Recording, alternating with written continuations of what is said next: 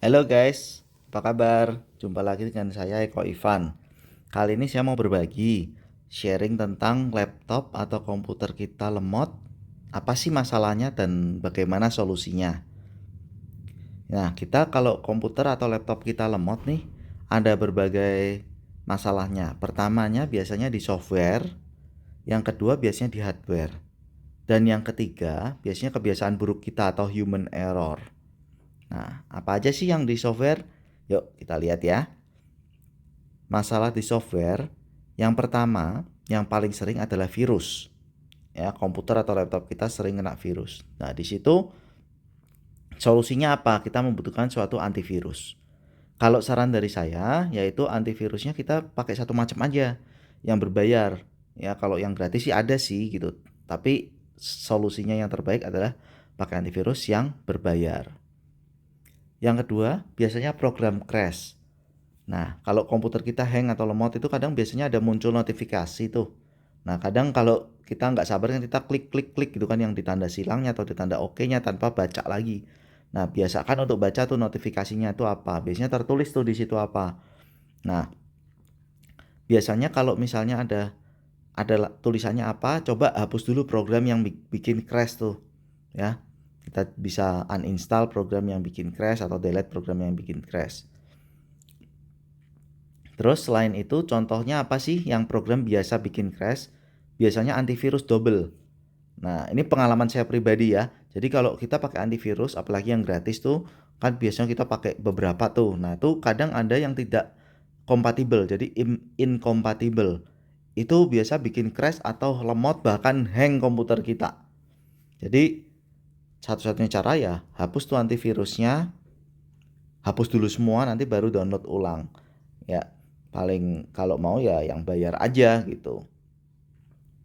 Terus apalagi format, kalau emang kepepet semua nggak bisa, nggak ngerti apa tuh program yang bikin crash, ya udah format ulang semua komputernya. Paling kalau mau backup dulu datanya, kalau masih bisa backup dulu datanya. Nah, kalau misalnya sayang datanya hilang dan tapi ternyata nggak mau format, coba deh bawa ke ahlinya, ke temen atau ke toko komputer yang biasa nanganin. Siapa tahu ada jalan keluarnya yang lain. Soalnya kalau memang kita takut dan kita itu data penting banget, jangan coba-coba, better langsung bawa ke ahlinya ya. Yang ketiga biasanya harddisknya penuh. Ya kalau kita yang terlalu sibuk atau yang malas untuk mindah-mindahin ya, itu biasanya terlalu penuh tuh harddisk. Nah, kalau harddisk itu penuh, bikin komputer kita tuh juga lemot tuh. Karena untuk bagian untuk merunning data tuh kan dikit ya, jadi lemot. Solusinya ya hapus file yang nggak perlu. Mau nggak mau kita cari waktu, kita hapus file-file yang double-double atau yang nggak perlu gitu. Kalau misalnya masih nggak ada waktu, udah beli harddisk kosong, pindahin aja langsung semua. Jadi harddisk yang di laptop atau di komputer tuh clean gitu ya, masih banyak gitu ininya, tempatnya, storage-nya ya. Jadi pindahin aja semua ke disk yang lain, nanti kalau ada waktu baru pilihin satu-satu dia disk yang baru itu.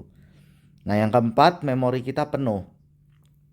Nah, memori kita penuh ini biasanya karena ini kita lupa nih untuk hapus history browsing, cache-nya. Terus juga kadang kalau kita delete gitu kan masuk di recycle bin tuh. Itu kita nggak hapus juga tuh. Itu kadang juga bikin memori itu penuh kebacanya. Jadi kalau bisa clear history browsing, clear cache, clear delete item. Terus juga program di awal start up komputer tuh. Jadi kalau misalnya kita lagi running, baru mulai running, itu program-program yang nyala coba diperhatiin, dikurang-kurangin, jangan semua dinyalain, karena kalau semua dinyalain bisa bikin lemot tuh komputer. Untuk masuk Windows-nya aja bisa beberapa menit mungkin. Untuk shutdown-nya pun juga bisa beberapa menit tuh kalau terlalu penuh memorinya. Ya, jadi saran dari saya solusinya hapusin history browsing, hapusin cache, hapusin delete item, kurangin tuh program-program yang nyala saat pertama kali mulai. Terus masalah hardware. Masalah hardware, apa sih yang bikin pertama kalinya komputer lemot? Nah, ini nomor satu yang nggak ada obatnya. Biasanya prosesor. Prosesor ini Kalau solusi dari saya ya udah lem biru aja.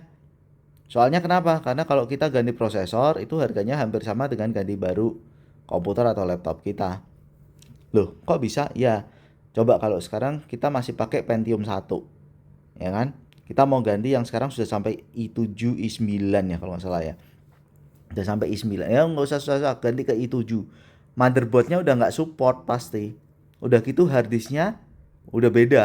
Sekarang kan udah yang paling baru kan yang udah SSD kan. Kalau dulu kan pakai HDD kan, sekarang udah pakai yang SSD kan. Jadi udah beda jauh, udah nggak bisa dipakai.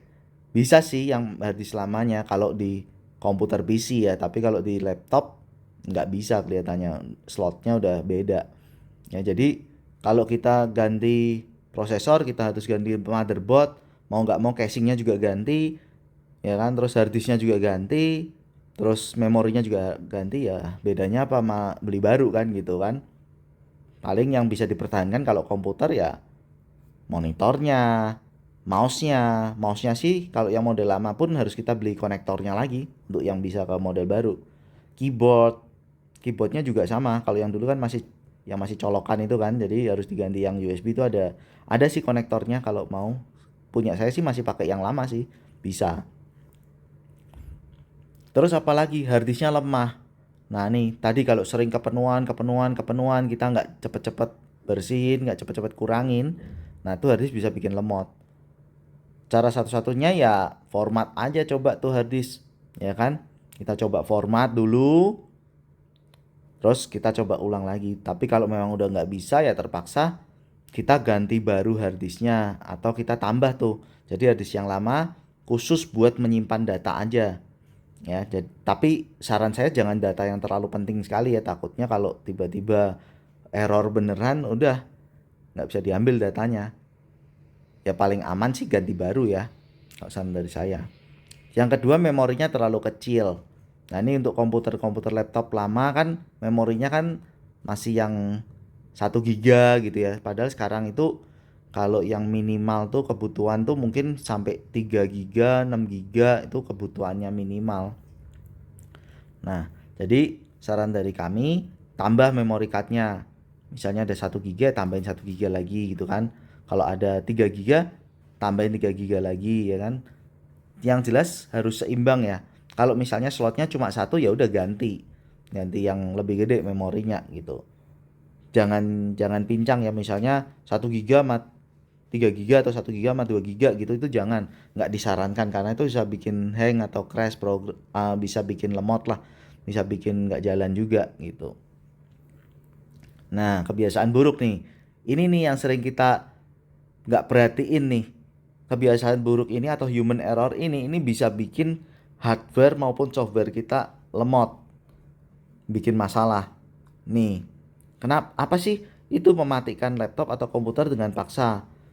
Dan atau biasanya shutdown laptop langsung nggak ditutup tuh tanpa nunggu indikator lampunya mati tuh. Nah, contohnya apa sih matikan laptop dengan paksa? Misalnya kita mau pergi nih, buru-buru nih, kita langsung matiin dari stabilizernya. Walaupun shutdown tapi belum selesai shutdownnya, kita karena lemot kita langsung buru-buru kita matiin stabilizer. Nah, itu gampang rusak banget ya. Jadi hindarin lah yang kayak begitu-begitu. Terus juga laptop tuh kalau misalnya kita shutdown layarnya mati kita langsung tutup. Nah ternyata itu salah ya.